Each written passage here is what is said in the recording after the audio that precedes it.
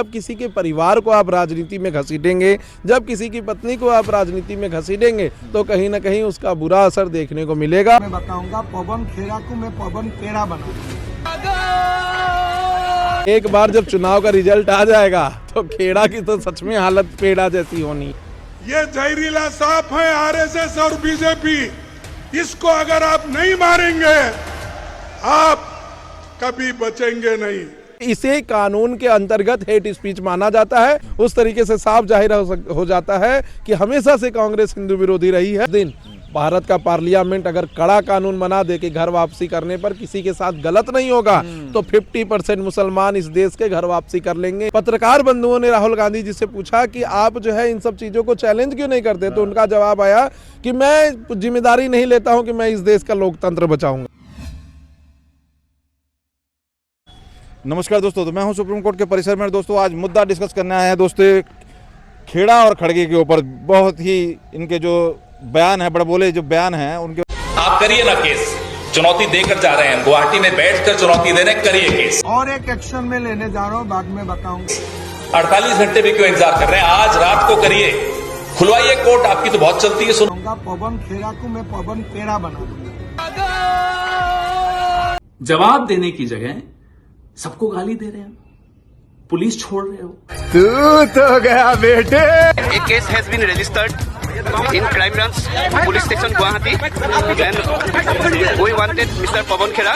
हेमंत बिस्वा जी लगातार उनको टारगेट करने के साथ साथ उन्हें बताने की कोशिश कर रहे हैं कि जिस तरीके से तुम बेमतलब की बातें करते हो, बिना पूछ लेते हैं, बहुत सी चीज़ें उनको हड़काया कि पहले जान लेते ना जब ऐसी बात थी। अब वो भागते नजर आ रहे हैं, हैदराबाद तक वो दिखाई दिए, ऐसा सोशल मीडिया पर चलाया जा रहा है। दूसरा है खड़गे साहब ने जिस तरीके से बीजेपी आरएसएस को, और आप नमाज भी पढ़ रहे हैं, नमाज तोड़ के उस जहरीली सांप को मारना, ये कुरान में कहा है।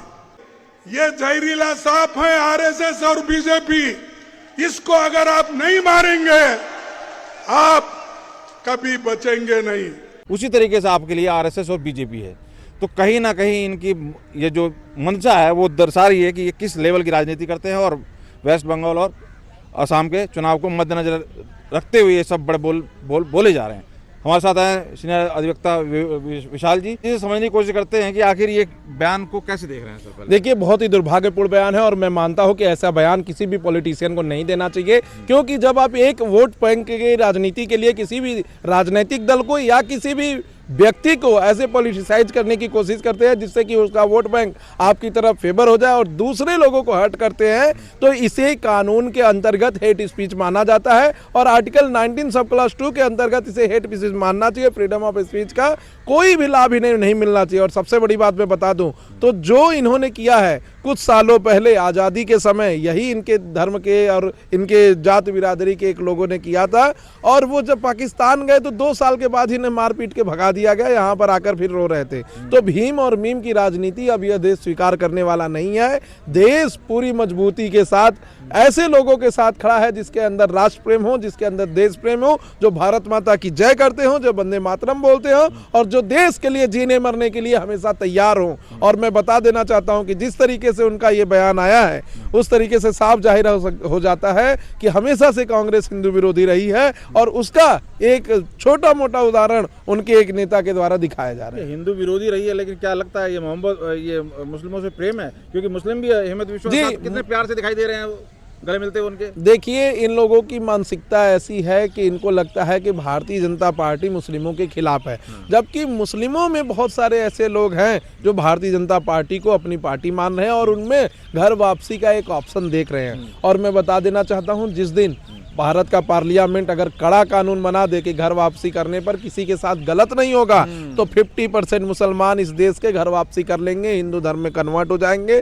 उनको ना तो पैसे की मांग है, ना तो किसी और चीज़ की मांग है, उनको बस एक मांग है कि उन्हें सुरक्षा मिलनी चाहिए, उनकी बच्चियों की एक शादी होनी चाहिए, उनके बच्चियों के साथ हलाला नहीं होना चाहिए, उनके बच्चियों के हस्बैंड के पास 4 वाइफ नहीं होनी चाहिए, तो उनको यह सुरक्षा चाहिए, इसलिए वो घर वापसी करने के लिए तैयार है। और मेरा मानना है कि जल्द से जल्द ऐसा कानून आदरणीय प्रधानमंत्री जी के नेतृत्व में आएगा। जब इस बयान का जो खड़गे साहब ने बोला कि आरएसएस और बीजेपी इसी तरीके की है, सांप की तरह मारना चाहिए, इन्हें जहाँ मिले, तो जब इधर से कार्रवाई होती दिखाई दी तो ये नहीं कि ये नेता सुप्रिय नेता और ये सब कह रही हैं कि देखो दलित नेता है, उनको इस तरीके से यही दलित नेता एक मंडल भी हुआ करते थे, भीम और मीम की राजनीति करते करते चले गए पाकिस्तान बनवाने और बोले कि अरे चलो मेरे साथ, सब लोग यहीं पर बसोगे, यहीं सही होगा, और बाद में उनकी जाति बिरादरी के लोग मारे भी गए। आज हम देख सकते हैं कि बांग्लादेश में किस तरीके से दीपू दास को पेड़ में जिंदा जलाकर जला दिया गया, जान से मार दिया गया, और ऐसे में ये इन लोगों की अभी भी बुद्धि सुधर नहीं रही है।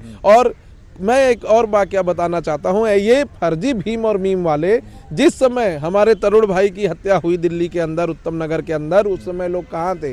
क्या वो दलित समाज से नहीं थे? क्या उनको इनकी जरूरत नहीं थी? क्या उनको नेताओं की जरूरत नहीं थी? तो ऐसे में यह करना बहुत ही दुर्भाग्यपूर्ण है कि ये भीम और मीम है या दलित और मुस्लिम साथ में है। मुझे लगता है कि इन्हें अगर राजनीति करनी है तो सभी वर्गों को, समाज के सभी लोगों को एक साथ लेकर चलना होगा। अगर नहीं लेकर चलेंगे तो आज मेजॉरिटी एक बात सीख गई है, एक रहेंगे तो सेफ रहेंगे, बटेंगे तो इन जैसे लोगों के नेताओं के चक्कर में कटेंगे। हेमंत बिस्वा को टारगेट करने की कोशिश में देख रहे हो आप, खेड़ा एक जो जवाब देने की जगह सबको गाली दे रहे हैं, पुलिस छोड़ रहे हो, आप डराने की कोशिश कर रहे हो। आपको कैसे बड़े बड़े बोल रहे हैं, और फिर जब तीन पासपोर्ट का झूठा आरोप, सब चीजें जब कार्रवाई होने लगी, पहले धमकी दे रहे थे, अब भागते नजर आ रहे हैं। बताइए। देखिए, जब बात राजनीति में एक दूसरे के ऊपर आरोप की होती है तो उसमें कोई किसी पे बुरा नहीं मानता है, लेकिन जब किसी के परिवार को आप राजनीति में घसीटेंगे, जब किसी की पत्नी को आप राजनीति में घसीटेंगे, तो कहीं ना कहीं उसका बुरा असर देखने को मिलेगा। और जो हेमंत बिस्वा शर्मा जी कर रहे हैं, वो भारत का एक आम नागरिक भी रहता तो वो करता, क्योंकि आज सबको अपने घर की इज्जत प्यारी है। और जिस तरीके से मीडिया कॉन्फ्रेंस करके खेड़ा साहब ने इस तरीके का आरोप लगाया कि इनके पास तो 3 जो है पासपोर्ट है, इनके पास तो ये है, इनके पास तो वो है, और बाद में डॉक्टर सुधांशु त्रिवेदी जी ने उनका सबका खंडन किया, तब इनके पास भागने का कोई रास्ता नहीं बचा है। और अब मुझे लगता है कि इनके खिलाफ कोई ना कोई केस होना चाहिए, एक्शन होना चाहिए। अभी गुवाहाटी की पुलिस आई भी थी, लेकिन ये उस समय हैदराबाद थे, और मुझे लगता है जिस दिन पुलिस के हत्थे चढ़े ये जेल में भी होंगे। और एक बात मैं बहुत साफ कर दूं, असम के अंदर फिर से भारतीय जनता पार्टी की सरकार बनने जा रही है। इन्हें बेकाबू कर रही है, यही बौखलाहट इन्हें जो है बेकाबू कर रही है। बंगाल के अंदर अभी थोड़ा सा संशय है, लेकिन असम एकदम क्लियर है कि भारतीय जनता पार्टी की सरकार रिपीट कर रही है। और आने वाले समय में उत्तर प्रदेश भी क्लियर है कि योगी जी फिर से 2027 में पूर्ण बहुमत और प्रचंड बहुमत के साथ उत्तर प्रदेश में शासन करने वाले हैं। तो जो खेड़ा साहब का जो ये बयान था, ये किसी भी तरीके से मतलब ये एक्सेप्टेबल नहीं था, बिना प्रूफ के इन्होंने इस तरह के आरोप लगाए।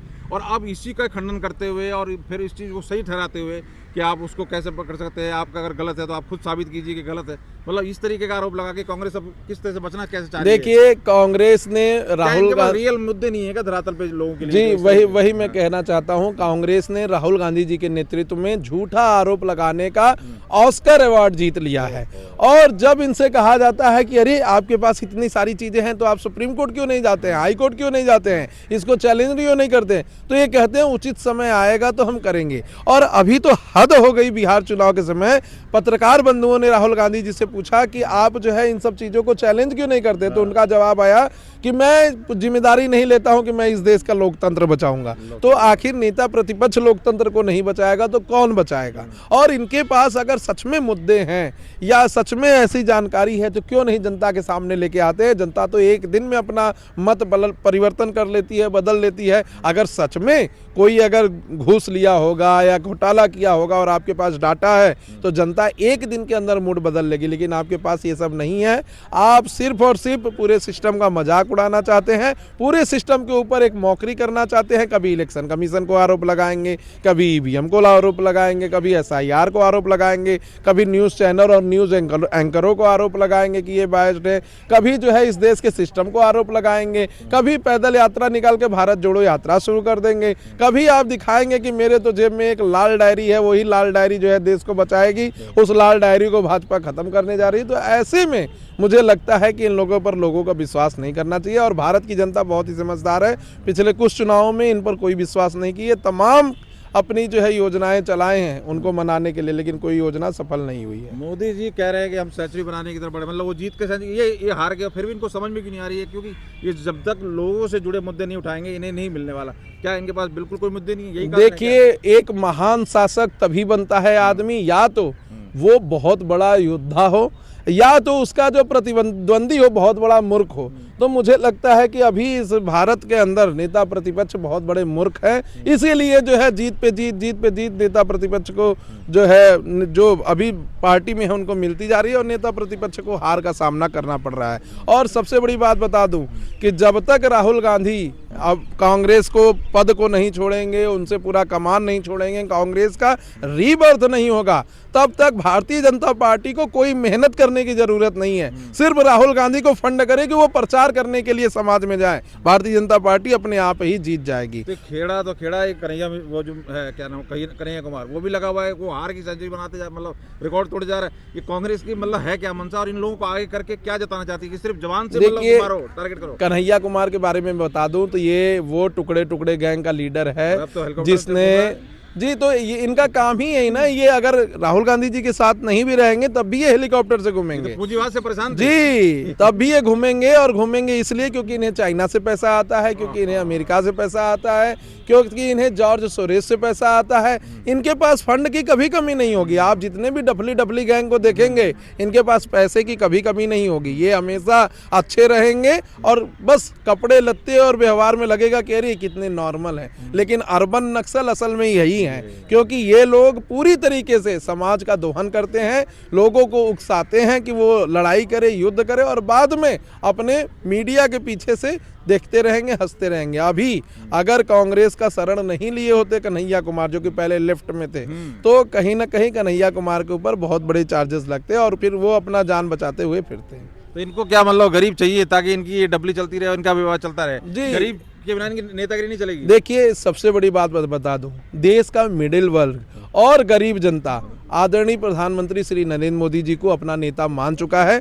जब तक उनके अंदर सांस बची रहेगी, गरीब और मध्यम वर्ग कहीं और नहीं जाएगा, उन्हीं को वोट करता रहेगा। चाहे वो जिसको कह दे कि इसको वोट दे दो, देने के लिए लोग तैयार रहेंगे। और दूसरी बात मैं बता दूं कि जो गरीब जनता है वो दिमाग से नहीं, दिल से सोचते हैं, और दिल से सोचने वाला आदमी इमोशनल होता है, और इमोशनली जब एक बार आदमी किसी से कनेक्ट हो जाए तो वो कभी उसका साथ नहीं छोड़ता है। आज देश में कितनी हल्लाएं करने की कोशिश की गई कि धुरंधर जो है फ्लॉप मूवी है, धुरंधर तो जो है मुसलमानों के खिलाफ है, और कैसे नोटबंदी को दिखा दिया, कैसे अतीक अहमद को दिखा दिया। देखो, गैस नहीं मिल रहे हैं, पेट्रोल नहीं मिल रहा है, लेकिन पूरा देश हंस के ईरान का और इजराइल का युद्ध देख रहा है। रोज शाम को टीवी लगाकर लोग सोच रहे हैं कितने मरेंगे